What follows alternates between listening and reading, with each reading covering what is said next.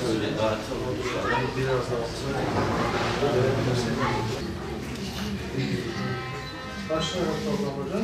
Bir duada اللهم لك الحمد كما ينبغي لجلال وجهك وعظيم سلطانك. اللهم لك الحمد كما ينبغي لجلال وجهك وعظيم سلطانك.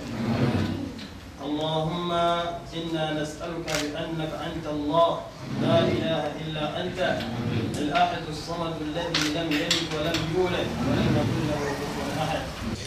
Bugün Uganda'nın başkenti Kampala'dayız. İlk günümüzde özellikle çok muhtaç olan yetim ve medrese öğrencilerine hayırseverlerimizin vermiş olduğu aynı yardımı ulaştırdık. Aralarında bölüştürdük. Allah hayırseverlerin hayrını kabul etsin. Gerçekten bu gelip gördüğümüz yer medrese demek ya da ev demek, cami demek zor. Çünkü dört duvardan oluşan ama duvarları da her tarafı kırık dökük, yerlerde doğru dürüst bir şey yok. Yatakhanelerine girdik. Gerçekten bir kümes gibi ve tabii ki biz bu ortamda bu şekilde bunları yapmak her ne kadar yaptığımız işlerden birisi olsa dahi çok gerçekten çok zor durumda kaldık. İnsanın gözleri yaşarıyor.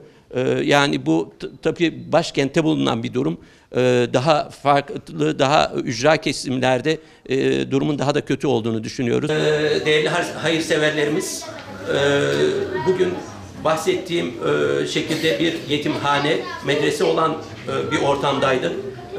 Yetim ve fakir çocuklara nakdi yardımları ulaştırdık.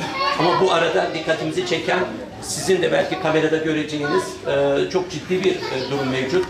Doğru dürüst Kur'anları yok. Olanlar da hepsi yıpranmış, eskimiş. Ve dün de başlattığımız Kur'an Kerim hediyesi kampanyasına da çok uygun.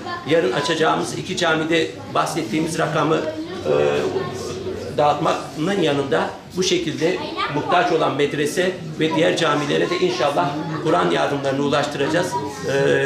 Yardımlarınızı bekliyoruz.